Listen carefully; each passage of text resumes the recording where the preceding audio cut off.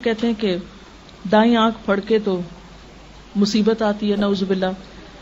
ہتھیلی میں خارش ہو تو پیسے ملتے ہیں، رات کو جھاڑو دیں تو رزق چلا جاتا ہے، منڈیر پہ کوا بولے تو مہمان آ جاتا ہے، جوتے پہ جوتا ہے سفر ہوتا ہے، اور 1001 مثالیں آپ ڈھونڈ سکتے ہیں کہ جو توہمات ہمارے ہاں پائے جاتے ہیں اور اس سے خود بخود نتیجے نکال لیتے. اگر کوئی پوچھے یہ جو تم کہہ رہے ہو کہ ہاتھ پہ ہتھیلی پہ خارش سے ایسا ہوتا ہے پیسہ ملتا ہے، تو کیا غریبوں کے ہاتھ پہ کبھی خارش نہیں ہوئی ہوگی؟ یہ غریبوں کو کبھی خارش کی بیماری نہیں لگی ہوگی؟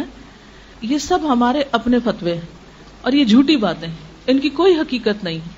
یاد رکھیں مومن کا عقیدہ کیا ہے کہ نفع اور نقصان صرف اللہ کے ہاتھ میں ہے. سورۃ التوبہ آیت نمبر 51 میں اللہ تعالیٰ فرماتے ہیں قُلْ لَن يُصِيبَنَا إِلَّا مَا كَتَبَ اللَّهُ لَنَا هُوَ مَوْلَانَا وَعَلَى اللَّهِ فَلْيَتَوَكَّلِ الْمُؤْمِنُونَ. آپ کہہ دیجئے ہمیں ہرگز کوئی برائی یا بھلائی نہیں پہنچتی مگر وہ جو اللہ نے ہمارے لیے لکھ دی. اللہ ہی ہمارا مولا ہے اور اہل ایمان کو اسی پہ بھروسہ کرنا چاہیے.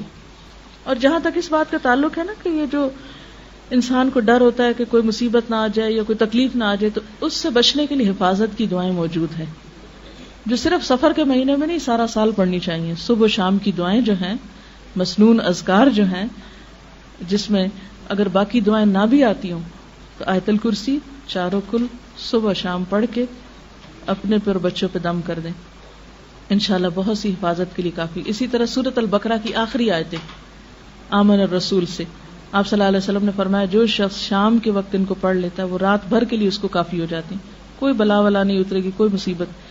اور یہ جو آخری آیتیں ہیں یہ اتنی خوبصورت آیتیں ہیں کہ آپ صلی اللہ علیہ وسلم نے ایک دفعہ فرمایا کہ آج آسمان کا ایک دروازہ ایسا کھلا ہے کہ جس سے پہلے کبھی نہ کھلا تھا، ایک فرشتہ ایسا اترا ہے جس سے پہلے کبھی نہ اترا تھا، اور وہ ایسی آیتیں لے کر آیا ہے جو آج سے پہلے کسی نبی کو نہیں ملی.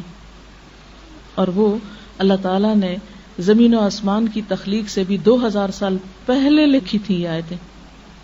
آمن الرسول سے آخر تک عرش کے خاص خزانے سے یہ آیتیں ملی ہیں ہم کو، ہم سے پہلے کسی امت کو نہیں ملی.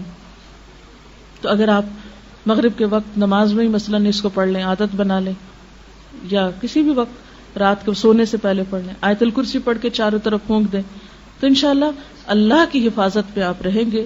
ورنہ کسی اور کے بس میں حفاظت نہیں ہے کسی کی. جو توہمات ہیں ان سے خود کو نکالیں، کیونکہ ان کا سب سے بڑا نقصان یہ ہے کہ انسان کام سے رک جاتا ہے، انسان کے ارادے متزلزل ہو جاتے ہیں، انسان کے اندر سے ڈٹرمنیشن ختم ہو جاتی، یقین اور ول پاور کم ہو جاتی.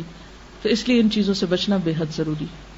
تو اللہ تعالیٰ سے دعا ہے کہ اللہ تعالیٰ ہمیں ہر طرح کے توہمات، بدشگونیوں اور ایسے گمان سے بچائے اور شرک سے بچائے کہ جو انسان کے اعمال کی بربادی کا ذریعہ ہوں. وآخر دعوانا ان الحمد للہ رب العالمین.